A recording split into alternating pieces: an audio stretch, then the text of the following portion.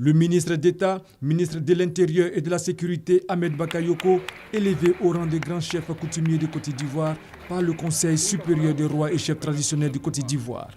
Honorés par les députés, les têtes couronnées, très attentifs au processus d'élaboration du statut qui régit leur organisation, ont témoigné leur reconnaissance au ministre d'État, ministre de l'Intérieur et de la Sécurité et leur tutelle, qu'ils ont chargé de transmettre leur gratitude au chef de l'État, Alassane Ouattara, pour avoir tenu sa promesse de doter les rois et chefs traditionnels de Côte d'Ivoire d'un statut.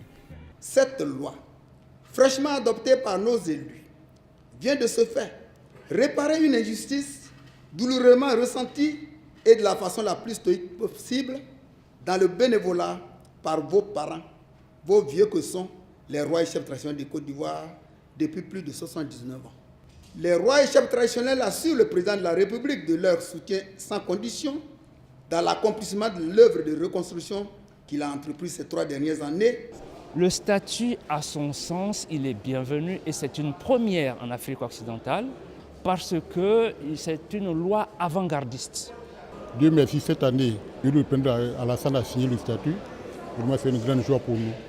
Le ministre d'État, Ahmed Bakayoko, tout en leur promettant de transmettre leurs demandes d'audience au chef de l'État, les a exhortés à être des acteurs de paix pour favoriser le développement et l'émergence de la Côte d'Ivoire. Que cette chambre puisse gérer les conflits entre les communautés, donc apporter une contribution à la marche de l'État à travers les forces de proposition au gouvernement et au chef de l'État. Les rois et chefs traditionnels ont souhaité rencontrer le président à l'occasion d'une rencontre historique et mémorable où tous les chefs et tous les rois de Côte d'Ivoire viendront lui rendre hommage, lui dire merci.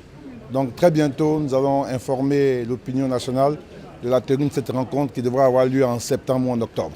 Le projet de loi portant création et organisation d'un statut de la chefferie traditionnelle en Côte d'Ivoire a été adopté le 11 juillet dernier par les députés de l'Assemblée nationale de Côte d'Ivoire.